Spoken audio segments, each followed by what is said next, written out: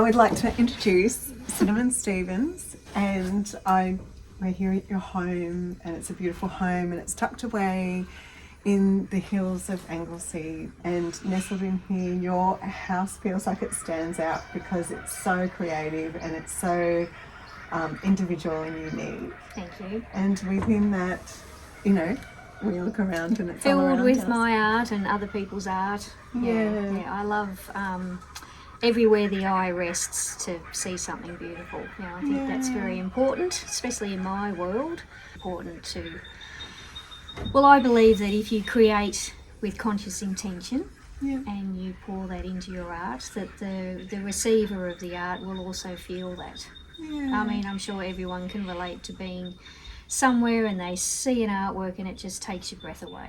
You can be in a gallery, you can be in a garden, you can be down the street, you can be in another country, and something will just resonate with you. And I believe it's the artist's energy coming through the piece. I think it means to me more being authentic. So my heart. So going through life's journey and as we grow older, working on parts of yourself that need to be worked on, surrendering parts that no longer you need to hang on to, and all this stripping away of the layers shows your true self. And if you can create art when you're in that pure, content space, I think that's the key. It's not always easy. Which brings me to the spiral, which I use in my work always. You got me thinking about that. Why is it I always use the spiral? But it's the cycle of life, isn't it? It's the unravelling as we get older. It's the releasing things you no longer need to carry, and finding your true voice. I think that's behind everything, especially art. Because right back at the start, I've been doing this for 30 years now. So right back at the start, it was about cost.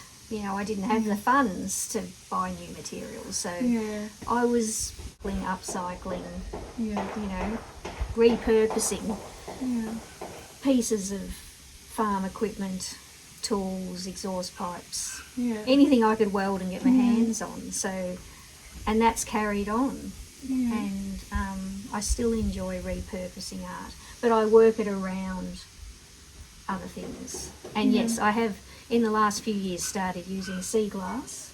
One, because we've been finding it. These bits of glass have been made by a glass artist friend, but I also use glass that lead lighters use as well.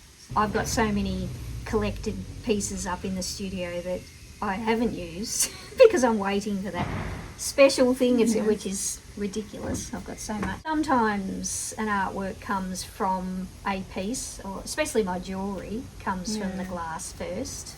Which is like the glass speaks to me, literally. So that's when the material comes first. But mostly my other work, the design comes first, and then I'll use what fits with the design. About 90% of my work is commissioned work these days, maybe more. But I've been so fortunate that people commission things and I probably steer them into areas that I enjoy. And I love the organic flow of line. That's my most important part. So I love the designing stage and toing and froing with the client. And yes, I've always had that desire to, yes, you buy steel and it's straight, hard, rigid, strong. But that's the challenge. It's the alchemy.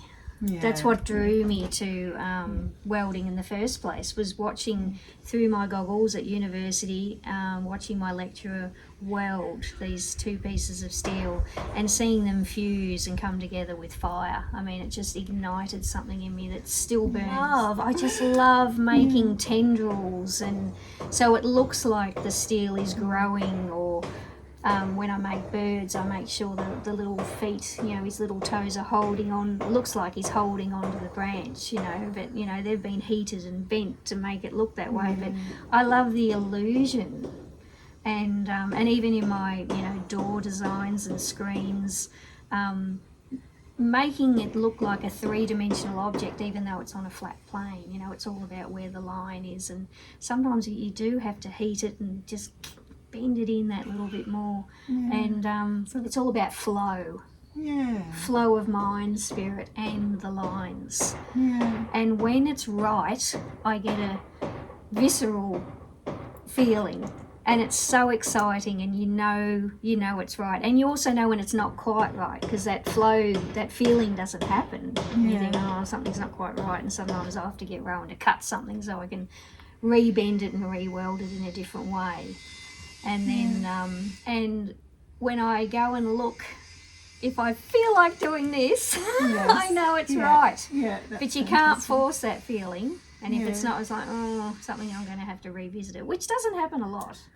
Most of it's worked out in the drawing stage. And I learnt this great thing about the plasticity of the creative process.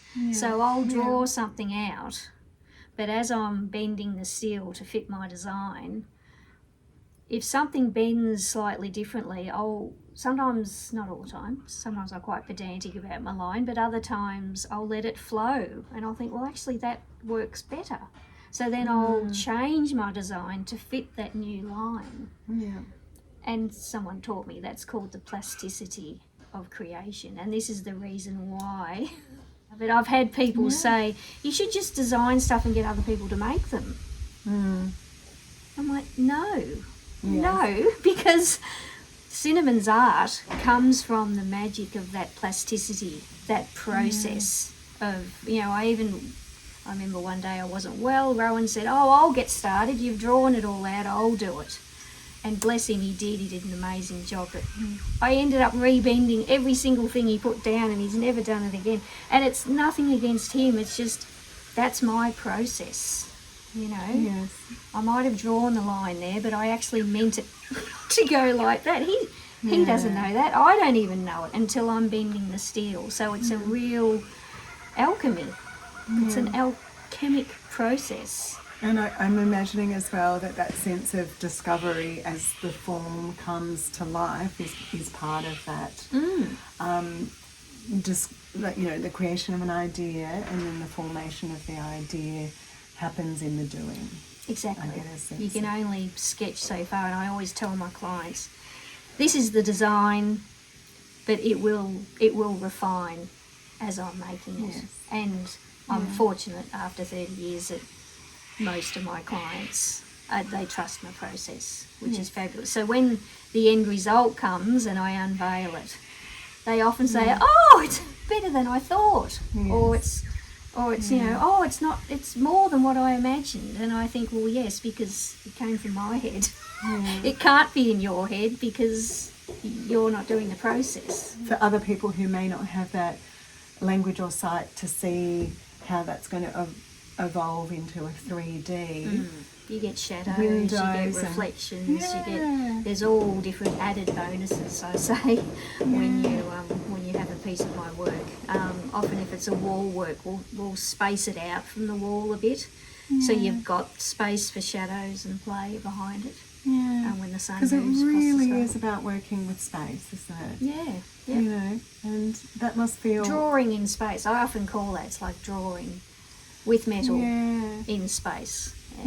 I love that. And I love at the moment that we're hearing banging, and we're hearing Rowan in the background, and we're hearing, kookaburras, because it's quite reflective of your work. Those hard materials, but then in this beautiful nestled natural environment, and very much the working world. Something that feels like it's you is that organic line and flow and the delicacy within your work.